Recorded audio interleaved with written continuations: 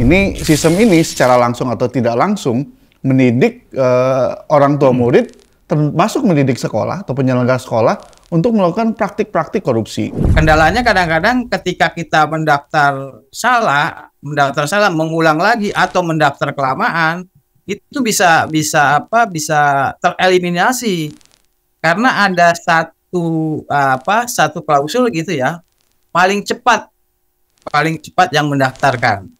Paling cepat artinya waktunya misalnya pagi-pagi, dia mendaftar duluan, ya kan? Dia punya peluang lebih besar diterima. Ya kan, yang belakangan yang masih utak-atik udah ketinggalan. Ini kayak war tiket ya Pak Jum ya? Kayak tiket war untuk itu ya, konser ya jadinya ya? Iya.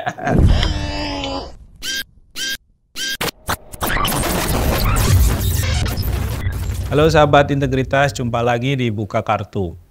Hari ini kita akan membahas isu atau tema yang sedang hot ya, dibahas oleh masyarakat, karena ini menyangkut nasib banyak orang di Indonesia. Masalah penerimaan peserta didik baru tahun 2023. Di berbagai tempat sudah muncul keluhan, komplain, ya, dan berbagai macam indikasi tindak pidana yang ini mengarah kepada misalnya korupsi karena menyangkut soal jual beli kursi di sekolah, gitu ya. Nah, hari ini sudah hadir menemani kita untuk membahas masalah ini ada Ade Irawan, Direktur Utama Visi Integritas, dan juga ada Pak Jumono di Zoom. Ya, Pak Jumono, kok jadi Pak Jumono? Pak Jumono ini adalah pendiri ya, atau setidaknya salah satu leader di perkumpulan wali murid Jakarta ya, yang cukup aktif di dalam mengadvokasi kebijakan pendidikan, menyangkut soal akses pendidikan untuk semua, kemudian juga soal kebijakan zonasi dan lain sebagainya. Apa kabar Pak Jumono? Alhamdulillah, nikmat sehat Mas Adnan. Dan apa kabar Bung Ade Irawan? Baik, kabar baik sebagai penasihat koloni. Pak Jumono nanti diperkenalkan sendiri ya, apa nama organisasinya itu ya. Nah, tapi sebelum memperkenalkan diri soal perkumpulannya, kita mau ngobrol soal PPDB nih Pak Jumono ya, tahun 2023. Apa saja masalahnya? Nah, mungkin bisa dimulai dari catatan visi integritas dulu nih, sebelum ke Pak Jumono ya. Apa Dek catatan PPDB 2023 yang ini bisa dianggap kontroversial dan terkait dengan isu kita, tata kelola? Iya, masalahnya berulang lah ya, sama seperti tahun-tahun sebelumnya. Ini PPDB sistem zonasi kan sejak tahun 2017. Tujuannya sih ideal itu ya, supaya orang-orang atau peserta didik yang dianggap bagus-bagus ini tidak terkonsentrasi di satu sekolah saja gitu ya. Ada sekolah-sekolah favorit gitu ya. Lalu kemudian juga untuk membuat agar mutu pendidikan bisa lebih luas itu ya. Kalau lihat tujuannya seperti itu. Nah, cuma sayang memang kemudian masalahnya muncul kembali ya. Masalah yang muncul sejak 2017 sampai sekarang masih juga ada gitu ya. Terutama terkait dengan isu integritas. Dan ini yang menurut kami sih yang agak dalam pandangan visi integritas agak membahayakan bagi pendidikan anti korupsi kita gitu ya. Ini sistem ini secara langsung atau tidak langsung mendidik orang tua murid, termasuk mendidik sekolah atau penyelenggara sekolah untuk melakukan praktik-praktik korupsi. Di orang tua murid karena ingin agar anaknya bisa diterima di sekolah tertentu, dia banyak temuan ya, termasuk yang dilakukan oleh Jumono dan Ombudsman, misalnya memanipulasi data gitu ya. Jadi seolah-olah dia dekat dengan area sekolah, bahkan tiba-tiba dia punya surat keterangan domisili gitu ya. Atau yang kami temukan yang lain, mereka juga pakai perantara. Termasuk antara lain pakai LSM atau oknum jurnalis itu ya, yang kemudian dia dipakai untuk nge-push kepala sekolah agar si anak bisa masuk, dan tentu saja harus bayar gitu ya. Jadi ada praktik percaloan. Temuan yang lainnya ini terkait dengan sekolah, ya uang. Jadi uang bisa jadi salah satu quote unquote pelicin agar anak bisa masuk ke sekolah gitu ya. Modusnya banyak gitu ya. Ya bisa dengan meminta uang secara langsung, atau kemudian ada juga sekolah supaya bisa mengumpulkan uang yang cukup besar, misalnya membuat kelas tambahan gitu. Kelas yang quote unquote nggak dijual di PPDB gitu. Jadi kelas di luar yang diperebutkan oleh peserta didik. Dan saya kira beberapa kasus sudah berhasil diungkap, misalnya di Jambi gitu ya. Ada ratusan ya peserta didik yang diperas oleh kepala sekolah. Kepala sekolahnya sudah ditahan sekarang gitu ya. Dan dugaan kami ini juga banyak terjadi di sekolah-sekolah yang lain. Nah, kami sih melihat ya bisa saja ini ada problem individual gitu ya, greedy dari si guru atau dari si kepala sekolah. Tapi juga kami lihat ini ada problem struktural gitu ya. Mereka dipaksa melakukan ini karena ada juga tekanan-tekanan. Titipan-titipan kan bukan cuma titipan dari LSM, bukan cuma dari jurnalis itu ya, tapi juga orang-orang yang punya kuasa di daerah tersebut gitu ya. Atau juga tekanan karena sekolah harus setor gitu. Jadi problemnya memang bisa individual, bisa struktural gitu, bisa agen, bisa struktur. Oke, kita ke Pak Jumono. Pak Jumono, temuan di lapangan selama PPDB 2023 di DKI seperti apa? Ya, yang marak saat ini sebetulnya seperti disampaikan oleh Ade, ada apa namanya menumpang alamat yang dekat sekolah. Nah, sebenarnya kan fenomena ini sudah terjadi sejak tahun 2017, ya kan, ketika ini diungkapkan, diekspos, tapi pihak pemerintah tidak juga melakukan perubahan ya, merubah kebijakannya, sehingga sampai hari ini ada modus warga menumpang alamat di tempat yang tinggalnya dekat dengan sekolah. Nah, ini banyak kami temukan. Di DKI sendiri ya kan, dalam sistem PPDB itu ada 4 jalur. Pertama jalur prestasi, jalur zonasi, jalur afirmasi dulu, baru jalur zonasi, dan yang keempat jalur perpindahan tugas orang tua. Di DKI Jakarta semua jalur ini terindikasi selain diskriminatif, iya kan, juga tidak adil, terutama bagi anak-anak. Misalnya di prestasi.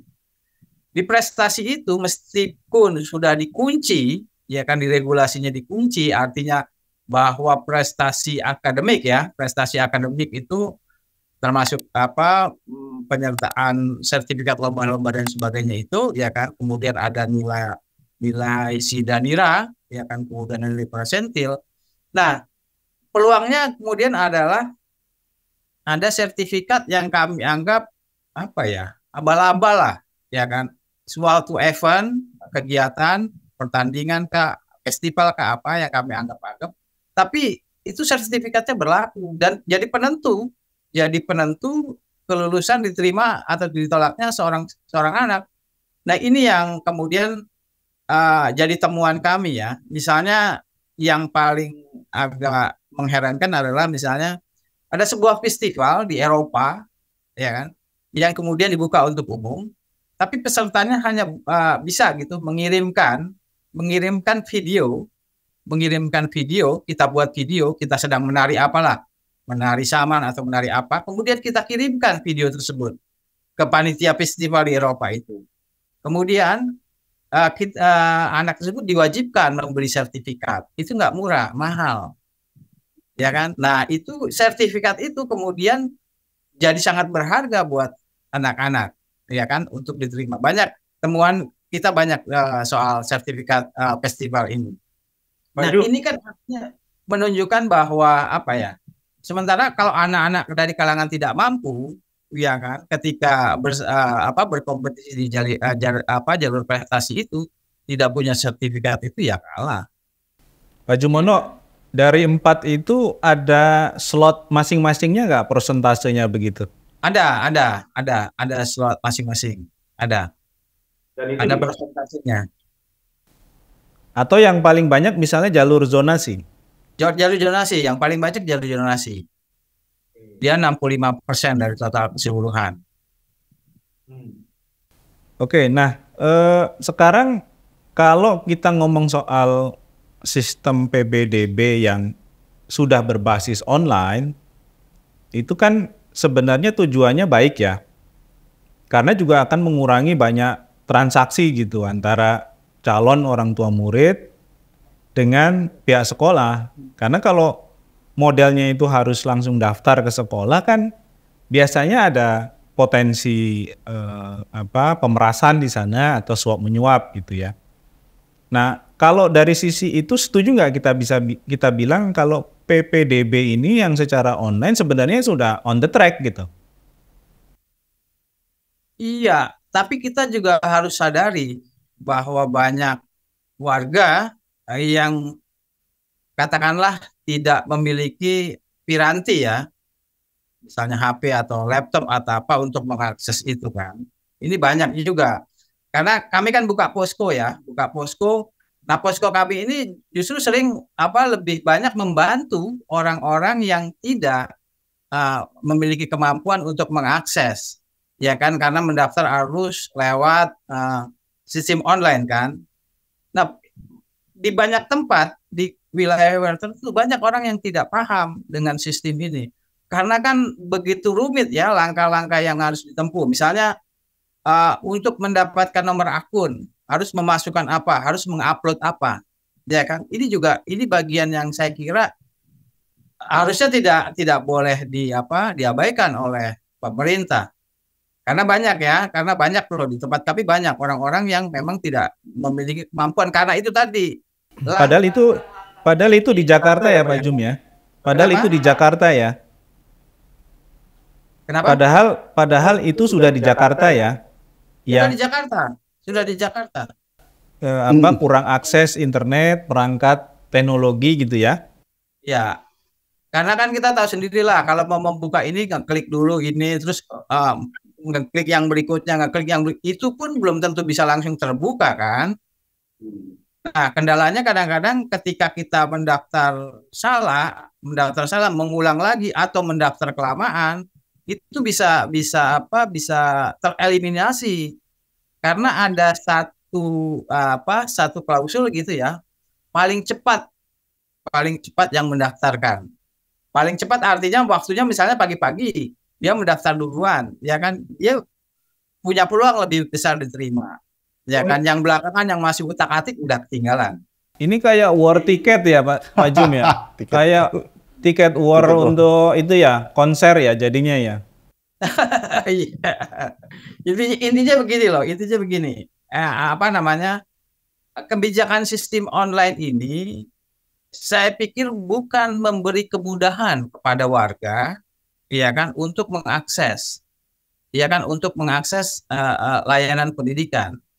Karena kami temui banyak orang yang kesulitan ya, tadi saya katakan tadi mengakses, membuka, ya kan, itu nggak gampang gitu loh. Kecuali HP-nya atau laptopnya atau notebooknya canggih ya, terus jaringannya juga oke, itu nggak masalah, ya kan. Walaupun di Jakarta di Jakarta kan banyak juga daerah-daerah yang istilahnya blank spot ya, yang susah banget jaringan, ya kan. Ini juga mestinya kan harus dipikirkan oleh Pemprov gitu loh. Jadi kita bisa bilang kebijakan ini sebenarnya bias kelas juga ya? Bias kelas. Oke, Dek. Pak Jumono, kita beralih ke Adik lagi ya, sebentar ya. Terkait dengan policy online ini. Ini kan satu usaha untuk mempercepat juga layanan pendidikan semestinya ya. Orang menjadi lebih mudah mengakses sekolah, karena lagi-lagi kita harus ngomong pendidikan wajib belajar itu kan sesuatu yang harus dipenuhi. Dan salah satu cara untuk memenuhinya di awal adalah dengan mendesain PPDB berbasis online. Nah, dari sisi itu sebenarnya oke ya. Ya. Tapi kemudian ada banyak penyimpangan di lapangan yang ini terjadi karena sekolah itu bukan unit yang steril dari berbagai kepentingan. Ya. Ada kepentingan kelompok masyarakat yang tadi dibalut dengan ormas, LSM, ada kepentingan para elit lokal, anggota DPRD, ya. Kita juga dengar ya Pak Jumono ya, ada anggota DPRD nitip berapa kursi gitu kan, dan seterusnya dan seterusnya. Nah, kalau membaca masalah ini, ya, kira-kira apa yang kemudian harus dibenahi nih? Sisi yang mana? Gitu? Pertama yang paling penting, paling mendasar, dimulai dari paradigma. Di pendidikan kita, ini konsepnya adalah konsep hak warga, bukan hak konsumen. Gitu ya. Artinya apa? Artinya ada kewajiban dari pemerintah untuk memastikan agar setiap warga negara tidak ada hambatan apapun untuk bisa mendapatkan layanan pendidikan. Konteks ini kenapa agak acak-acakan? Karena layanan pendidikan mendasarnya ini nggak merata, sehingga orang cenderung memilih sekolah-sekolah tertentu yang dianggap kualitasnya cukup baik, gitu ya. Jadi mesti dimulai dari pemerintah, dan ini ada aturannya soal standar nasional pendidikan, mulai dari gurunya, mulai dari sarananya, mulai dari bangunannya, itu diperkuat supaya ada standar tadi, gitu ya. Nah, kalau ada warga negara yang tidak cukup puas dengan standar yang disediakan oleh pemerintah, dia bisa cari swasta, gitu ya.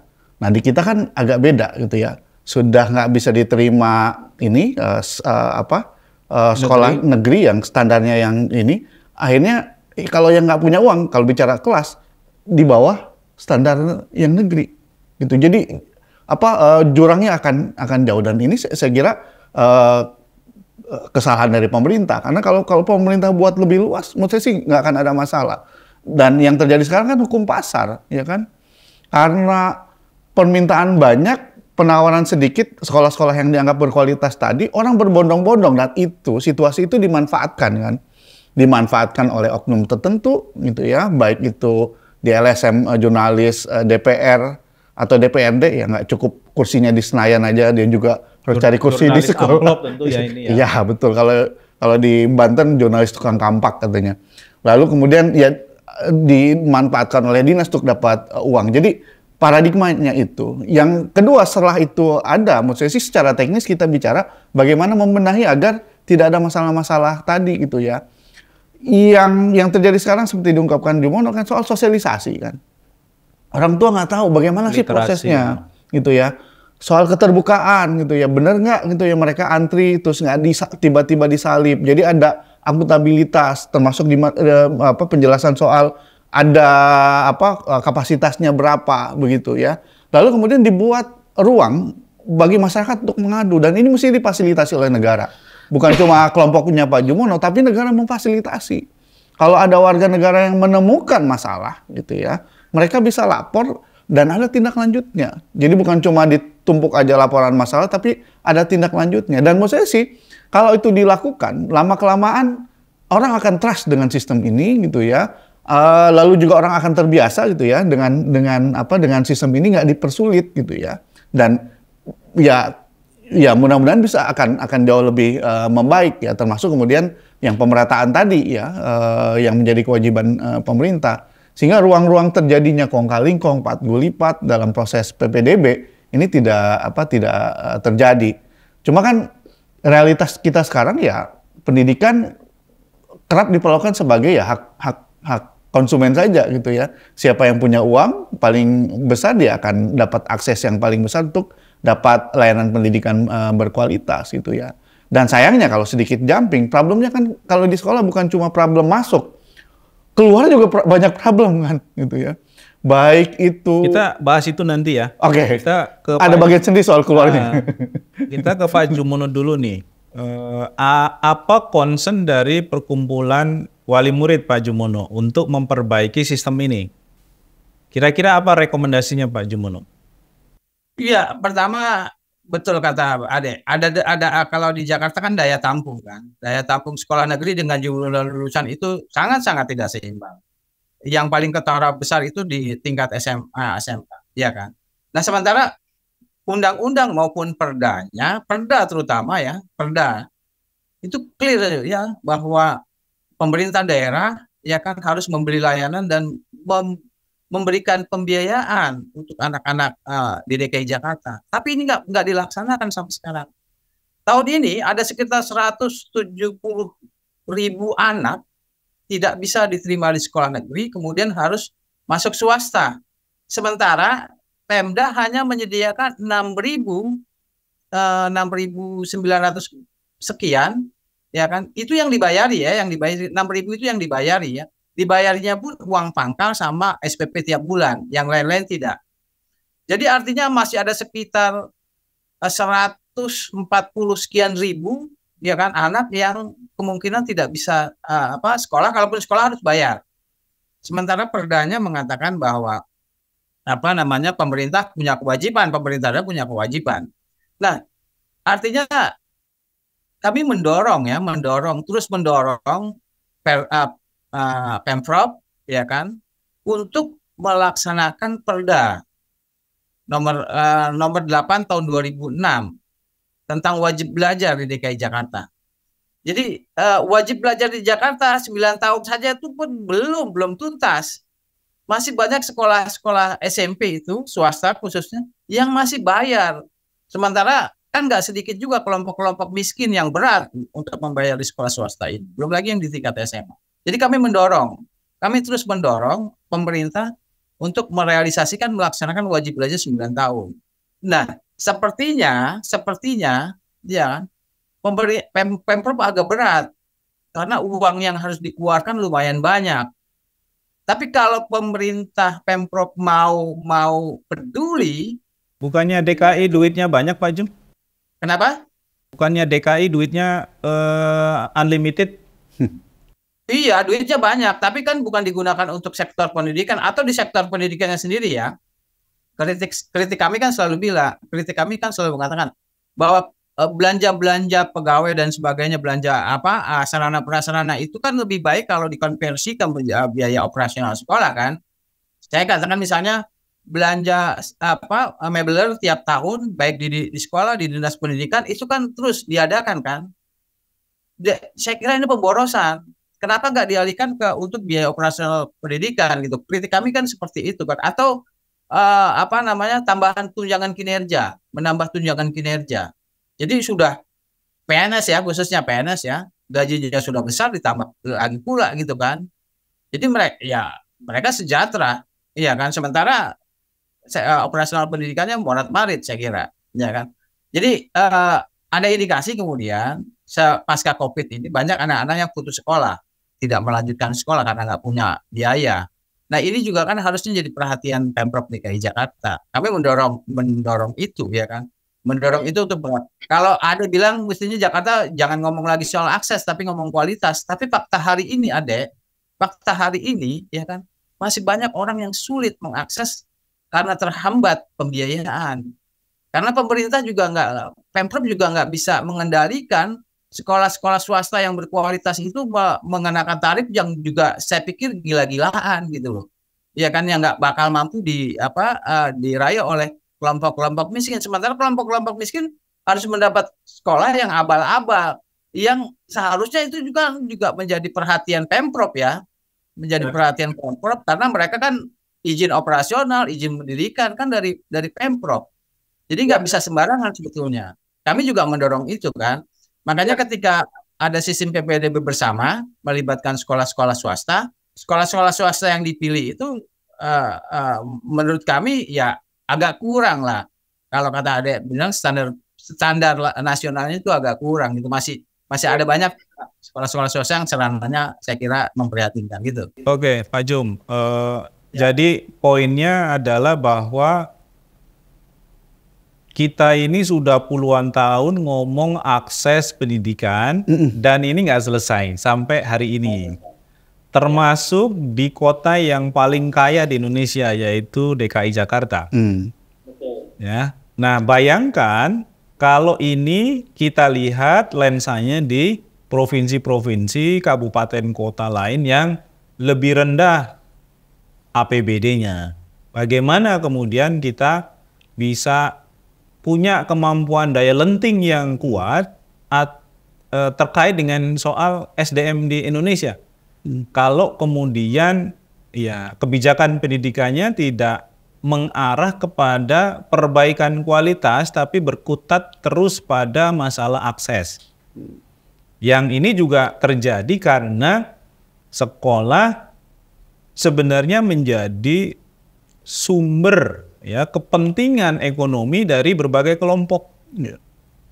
Yang tentu saja ini berbahaya karena kemudian sekolah alih-alih menjadi tempat untuk membangun karakter siswa, membangun nilai-nilai yang mencerdaskan, justru kemudian sebaliknya sekolah menjadi ajang pertama kali murid, orang tua mengenal praktek suap menyuap.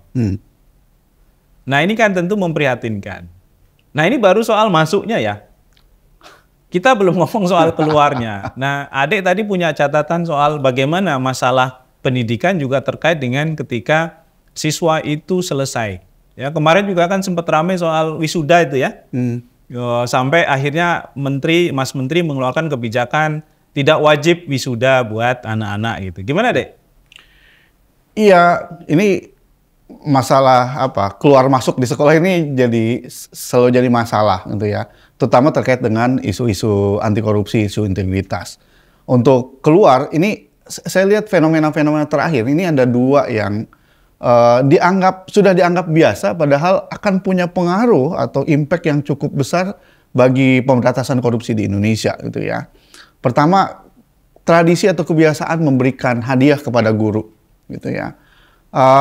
Saya kira memang orang tua harus mengapresiasi guru yang sudah bekerja keras mendidik anak-anaknya gitu ya. Tapi bentuknya dengan direct ngasih ke guru per individu atau kemudian di kelompok memberikan misalnya emas atau apa, menurut saya sih dalam jangka pendek menengah itu akan merusak guru, akan muncul konflik kepentingan gitu ya, dan juga akan mendidik guru quote unquote tidak lagi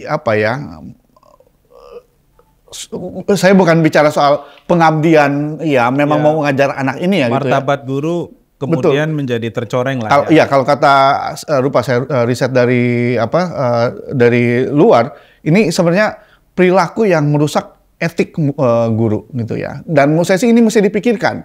Kalau soal wisuda juga sama. Wisuda saweran akan jadi tradisi itu. Dan itu lama-kelamaan juga akan merusak. Nah, kalau menurut saya sih yang penting sekarang untuk mengapresiasi guru, negara memang tanggung jawabnya. Pemerintah kolonial aja dulu memperlakukan guru sangat istimewa gitu ya. Bahkan guru waktu zaman Belanda kalau risetnya Nasution itu punya 2 asisten. Asisten yang membawa tasnya, asisten yang membawa payungnya selain gajinya gede gitu ya.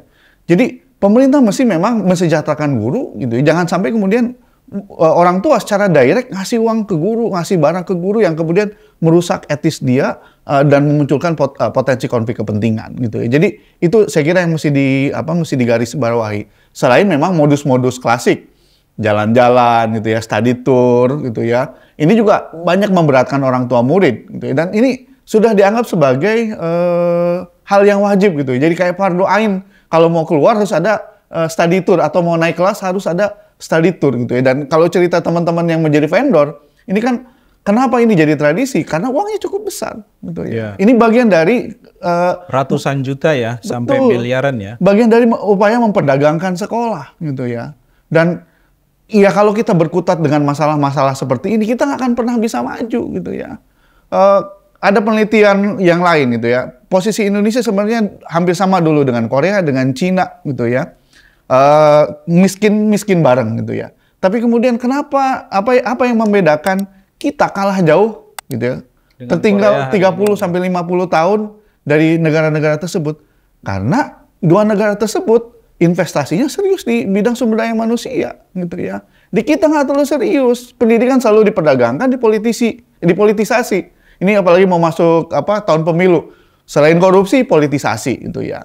Kayak seperti ya wajib belajar yang diungkapkan Jumono, yang terjadi kan bukan wajib belajar, tapi wajib bayar, gitu ya.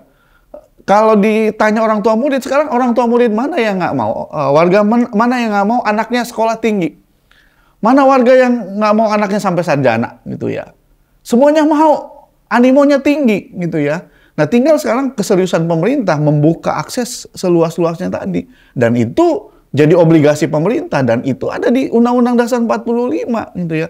Tugas pemerintah, tugas utama pemerintah adalah mencerdaskan kehidupan bangsa. Salah satu upaya mencerdaskan kehidupan bangsa adalah memperluas akses. Lalu kemudian kita bicara mutu gitu ya. Sekarang dari tahun jebot sampai sekarang masalahnya akses gitu ya. Masuk susah, gedung sekolah rusak. Program akses habis gitu.